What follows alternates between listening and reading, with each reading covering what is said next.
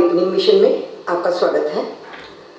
आज हम चर्चा करेंगे मेडिकल नेग्लिजेंस केसेस में एक्सपर्ट ओपिनियन कैसे प्राप्त करें। जनरली पब्लिक की ये शिकायत होती है कि एक मेडिकल प्रोफेशनल अपने फेलो डॉक्टर के अगेंस्ट एक्सपर्ट ओपिनियन देने से हिचकिचाता है। फाइन, हम आपको आज कुछ टिप्स देंगे कि अगर आपको एक्सपर्ट ओपिनियन की आवश्यकता है तो आप किस तरह से उसे ऑब्टेन करने की कोशिश करें। मैं आपको इसमें 3 कैटेगरी के केसेस की चर्चा करूंगी। पहली कैटेगरी में वो केसेस आएंगे जिसमें एक्चुअली एक्सपर्ट ओपिनियन की आवश्यकता होती ही नहीं है।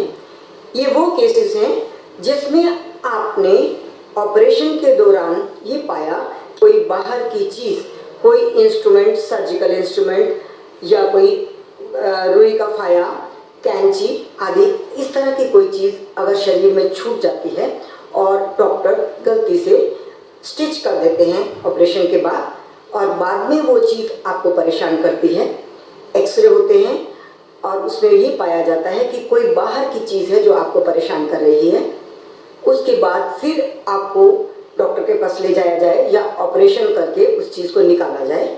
तो ये जितने भी फैक्ट्स की सारी सीक्वेंस है, ये सारे इवेंट्स अपने आप में एक मेडिकल नेग्लिजेंस के केस को साबित करते हैं। इसमें आवश्यकता नहीं होती, सेल्फ एक्सप्लेन्ड फैक्ट्स हैं जिसमें आपको मेडिकल एक्सपर्ट ओपिनियन स्पेशली अलग से लेने की आवश्यकता नहीं होती और कोर्ट उनको कॉग्निजेंस लेता है और उसके आधार पर केस डिसाइड किया जा सकता है। दूसरी श्रेणी में होगा वो केसेस जहां पर आपका डायग्नोज ठीक नहीं हुआ, आपका ट्रीटमेंट हुआ, ट्रीटमेंट के होने पर भी आपकी जो मर्ज है वो ठीक नहीं हुआ और वो बल्कि बढ़ गया। आप फिर किसी दूसरे डॉक्टर के पास जाते हैं, आपका फिर से डायग्नोसिस होता है और दूसरा डॉक्टर उसको दूसरी तरह से डायग्नोज करता है और अपना ट्रीटमेंट देता है और उस ट्रीटमेंट से आप ठीक हो जाते हैं।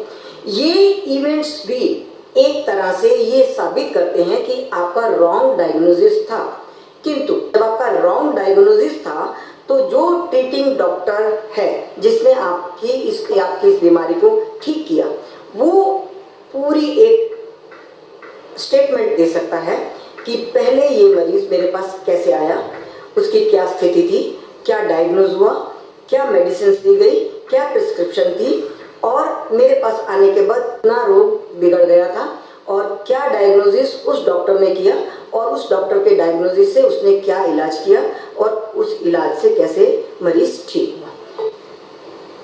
ये उस डॉक्टर की स्टेटमेंट भी एक तरह से एक्सपर्ट ओपिनियन हो सकती है। इन केसेस में कई बार कोर्ट एक तीसरी एक्सपर्ट ओपिनियन की भी आवश्यकता को यदि महसूस करता है तो कोर्ट अपने लेवल पर भी और एक्सपर्ट ओपिनियन ले सकता है।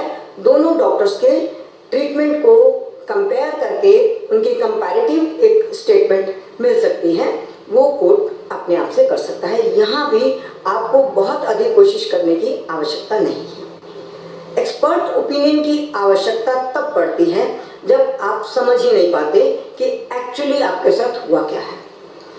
ऐसे में एक तरीका तो है कि ट्रीटमेंट रिकॉर्ड दिखाकर एक्सपर्ट ओपिनियन ले सकते हैं। जैसा आम जनता की धारणा है कि उनको इस तरह से निष्पक्ष रूप से कोई एक्सपर्ट ओपिनियन देने को तैयार नहीं होता, तो आप कोर्ट में जा सकते हैं।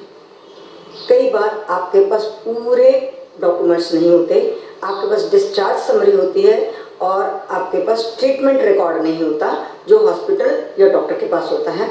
इन सारी चीज़ों की कमी की वजह से आपको ये नहीं सोचना है कि आप कोर्ट में नहीं जा सकते।